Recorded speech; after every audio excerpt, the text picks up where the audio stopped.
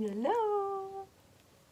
This week we are going to do something different. We're going to do an art piece from start to finish, frame stretch to the end of the stitches. And because of that, I have decided to put it into 3 different parts. So you're not sitting there watching a long 45-minute video. So for the first week, we're going to go over how to stretch your fabric into the double hoop situation, and then also how to transfer your design. And then the second week, we will go into the fabric scraps, how to get the fabric into scrap pieces so you can use it for the punch needle. And then the third week, we will go over the stitches. And there's some fun stitches, so stay tuned. Another new thing this week is I have extra fabric that I'm not probably going to use, even though I probably could use it. But I'm going to be kind and generous and offer it to you guys. So I am going to have very few limited number of kits available that would include enough fabric and yarn to complete the project, the 2 hoops included in the project, the big and the small, and then your monk's cloth as well. So if you are interested in getting a kit, check out the notes below and go to my website to get those soon, because there are not very many. They will go fast.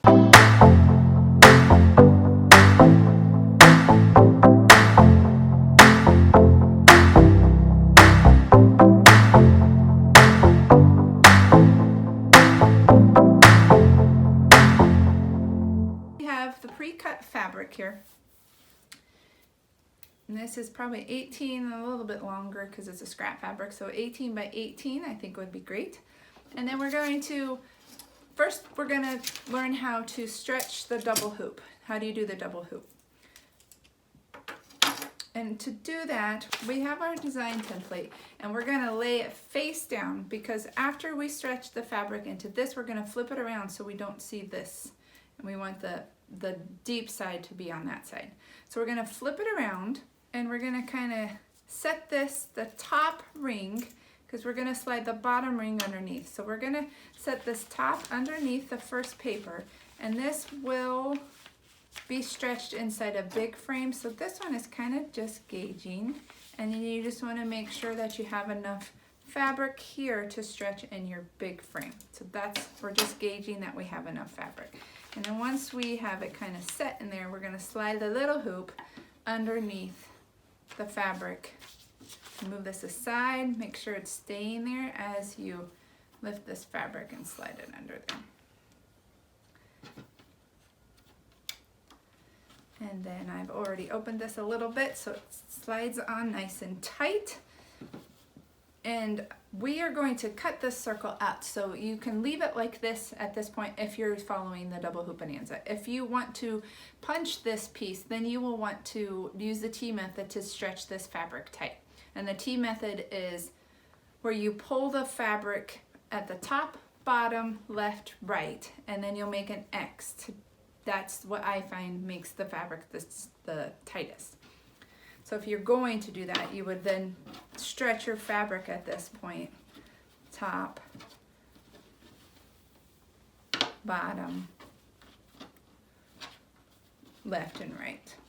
If you are going to cut it out like the project, then you don't need to do that, because we're not going to punch in it, so it doesn't have to be tight. So then, now this is going to be your front. So this is prettier than this side. So this will be our front. So now we are going to lay it out again and set the big hoop on, just the top hoop, because we'll slide the bottom hoop underneath.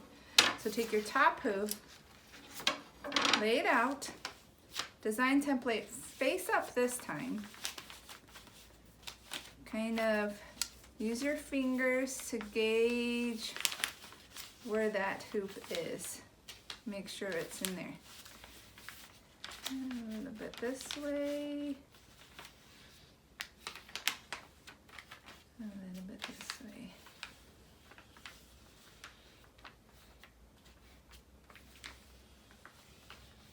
There we go. And then we'll kind of center this to make it look pretty. And then we will slide the hoop underneath.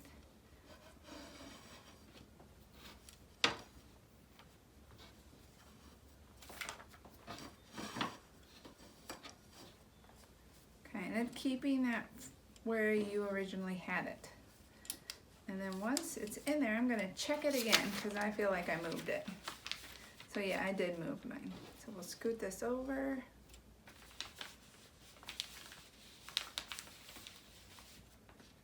You could even cut your template out the circle so you could see it a little bit better.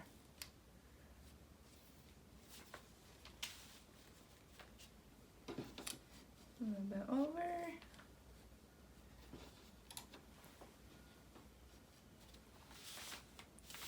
And that I am happy with. So I will go ahead and set this down now onto the fabric.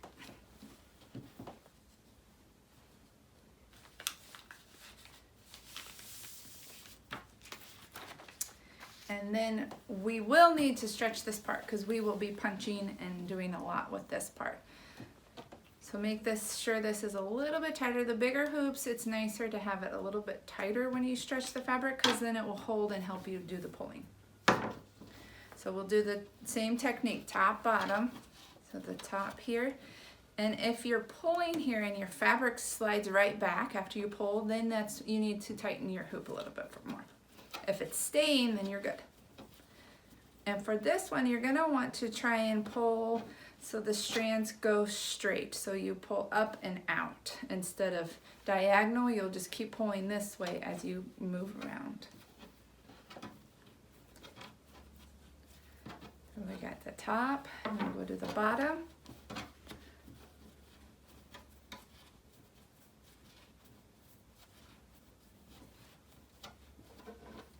And then left and right.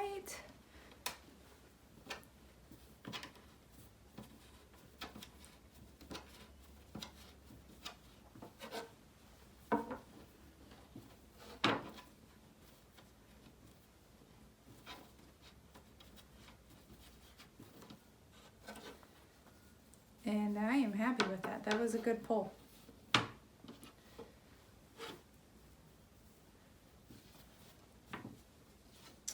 So then from there we are going to glue this, and we are going to glue this little hoop like crazy. Otherwise I found that it kind of like to slip out on me.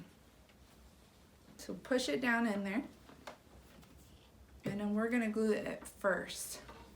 And when you glue, you're going to want to include the fabric and the hoop all the way around.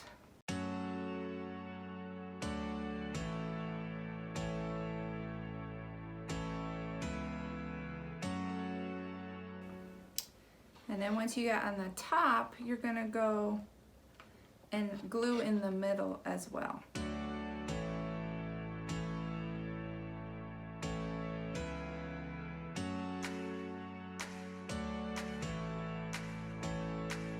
Once you have a thick bead of glue on the top and the bottom of this front, we will go ahead, we're going to flip it. And we're going to put glue, and you'll probably want to let that dry. Mine's been sitting here for a little bit, so it's already dry. But you might want to let that dry, and then we'll flip it. And we'll put a bead of glue on this top part right here, and on the inside of on the outside, I guess it would be. So I'm going to do the outside first. And I'm putting a very thick bead of glue.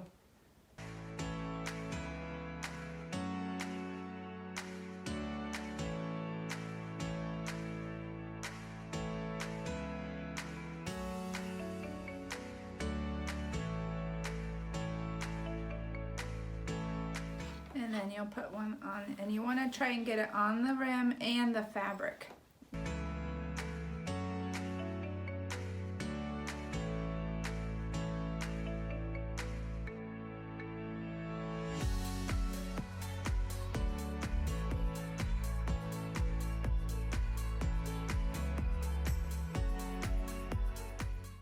And then we're going to let that dry. Now we're going to glue the fabric to the outer ring. And to do that, we're going to first trim the fabric. And I usually take my thumb and kind of push it down to see about where I want to trim the fabric. About a 1/4 to 1/2 inch.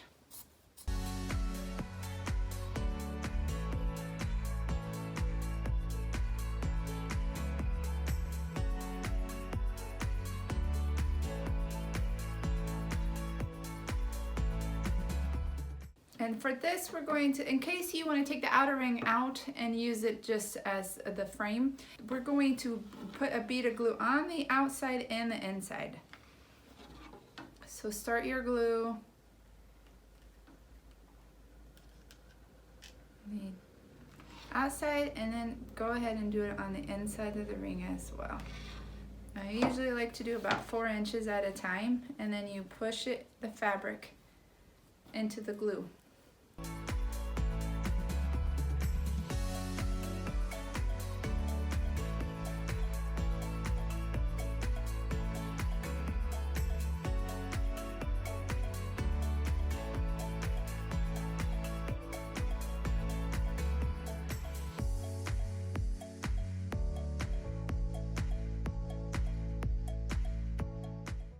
Next, we're going to put the template onto the canvas here.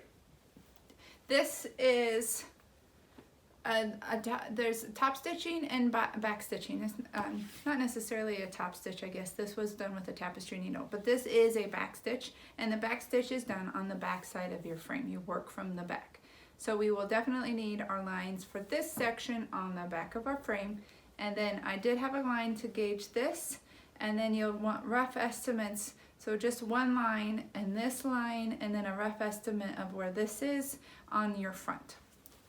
So to get the back portion, I've laid this on my canvas, and you can cut this hole out if you want. I'm just using my fingers to gauge that it's on there. And then I'm going to use tape to tape it onto the frame. And then I typically will take this to a window so you can see through. Today I'm going to try and draw these lines with you. So I'm just going to hold it up so I can see the light, and then I'm just drawing the lines. And you can put more lines on the back than you need. So if you want to draw all the lines on the back, that's fine, because you won't see them.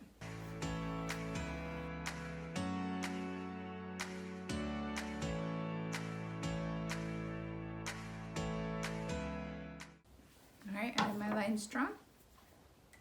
And then I do want that rough estimate, and this template is a little off. I'm going to make it better for you guys.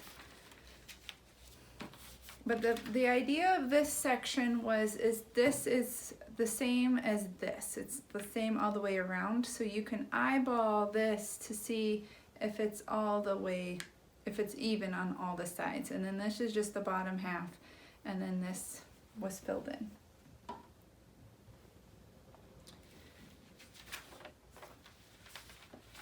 So from here, I think I will use, and you do want a permanent marker, and I can see my lines that I drew the first time through this, so I'm going to use those to draw these lines on the front as well.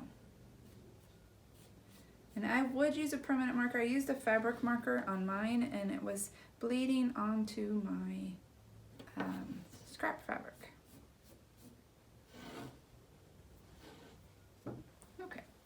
And that's week 1. Be sure to get that done within this week, so you'll be ready to go for next week when we go over the fabric scraps and how to make scrap fabric into yarn that you can use, or into something you can use for punch needle. It's a lot of fun, so I hope to see you then.